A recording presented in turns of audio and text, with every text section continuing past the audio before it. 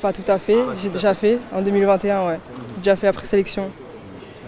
Alors comment se passe la préparation? Bah, ça se passe bien, là, ça fait une semaine qu'on se prépare dur. Donc on va continuer comme ça se passe très bien. Il y a une très bonne ambiance dans l'équipe, il y a un très bon groupe, on travaille et c'est le principal.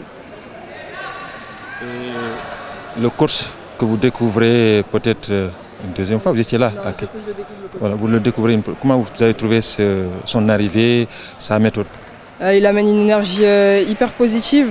Tout de suite, on a envie d'être concentré, on a envie de travailler dur.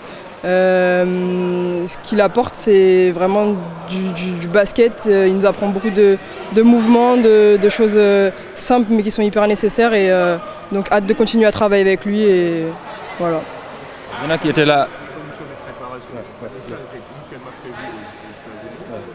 Est-ce que les conditions ici sont assez optimales comparées à ce que vous auriez pu trouver aux États-Unis? Là, on est dans un cadre qui est franchement hyper bien. Ils nous ont mis dans un hôtel qui est super bien, il y a tout le nécessaire pour qu'on performe. La NBA Academy, c'est super, il y a 2 terrains, il y a la musculation, il y a tout. Donc on est à côté de l'hôtel, on met 5 minutes pour venir en quart.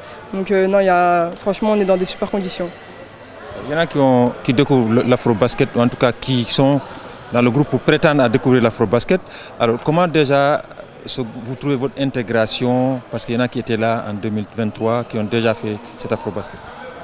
Celles qui l'ont déjà fait, en fait, elles nous transmettent leur expérience. C'est hyper important pour nous, les jeunes, de voir qu'il y a des filles qui l'ont déjà fait, qui l'ont déjà vécu. Parce que quand on ne l'a pas vécu, c'est difficile de se rendre vraiment compte de l'engouement qu'il y a. Donc elles sont là pour partager leurs expériences et nous, on prend toutes les informations et on avance. Vous avez déjà discuté en afro-basket en 2020. C'est votre rêve d'être à Abidjan? C'est ça. J'ai commencé tôt avec les U18. On avait fait l'afro-basket en Égypte. Donc c'était une expérience juste incroyable. Et j'espère pouvoir le vivre avec les A, c'est l'objectif. J'ai commencé en U18, donc c'est pour aller avec les A cette année, ouais, c'est sûr. Okay, merci. Merci. En Wolof.